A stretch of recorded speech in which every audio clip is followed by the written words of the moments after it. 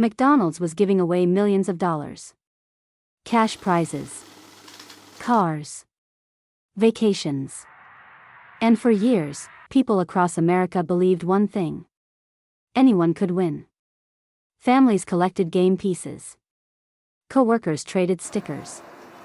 People bought extra fries, extra drinks, extra meals. All for one more chance at becoming rich.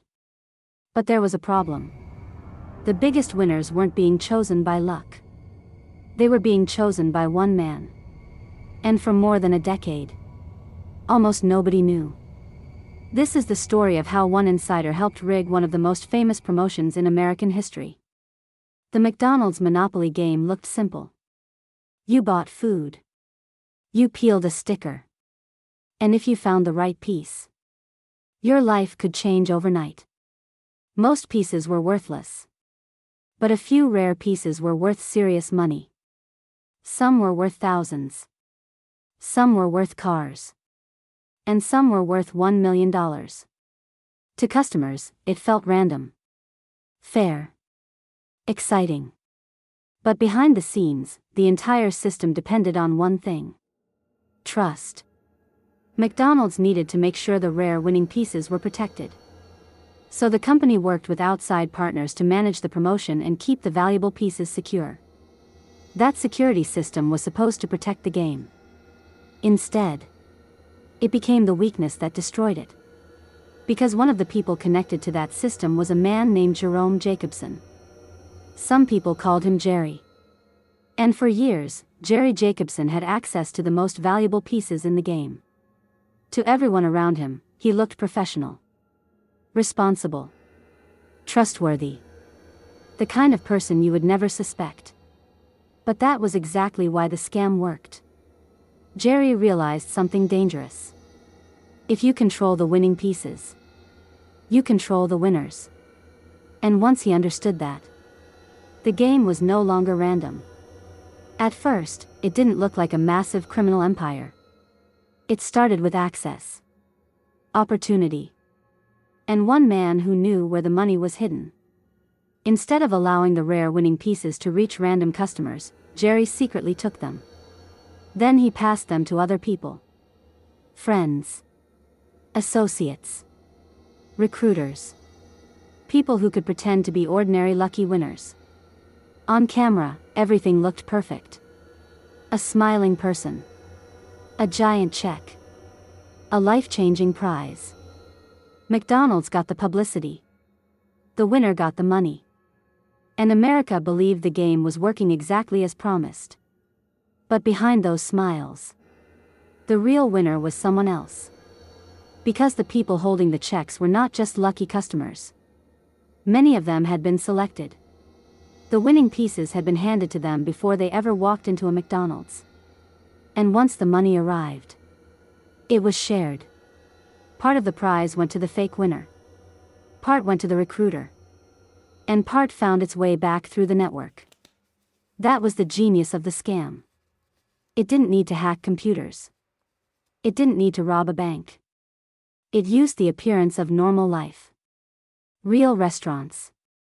Real customers. Real cameras. Real prize checks. Everything looked legitimate. And that made it almost invisible. For years, millions of people kept playing. They believed the next cup, the next fries, or the next game piece could be the one. But some of the biggest prizes had already been stolen before the customer ever opened the package. The illusion was powerful. And the money kept growing. As the years passed, the scam became bigger. More people became involved. More prizes disappeared. And the network became harder to control. Because greed always has one problem. It grows. The more money people got away with stealing, the more confident they became. And the more confident they became, the more careless the system became. The scam spread across different states. Different winners. Different stories. And that helped hide the pattern. If all the winners had come from one city, someone might have noticed. But they didn't. They appeared across America. That made it look random. And random was exactly what people expected. But eventually, something started to feel wrong. The FBI received information that the McDonald's Monopoly game might not be as fair as people believed. At first, it sounded almost impossible. A fast food promotion. Secretly controlled from the inside? $1 million winners. Chosen before the game even began? It sounded like a conspiracy. But then investigators started looking closer. They followed connections. They studied winners. They listened. They watched. And slowly, the impossible story began to look real. The FBI launched a secret investigation. Agents used surveillance, wiretaps, undercover work. And one by one, the pieces started connecting. The winners were not random. The money trail was not clean. And Jerry Jacobson was not just a security man. He was at the center of one of the strangest fraud schemes America had ever seen. The promotion that millions trusted had been quietly manipulated for years. Not by McDonald's customers. Not by some lucky genius who cracked the odds. But by an insider who had access to the rarest pieces in the game. The public thought they were watching ordinary people win life-changing prizes. But behind the scenes, the winners had already been chosen. When the truth finally came out, it shocked the country. People realized that the game they had trusted for years had been compromised. The same game that made them buy extra meals.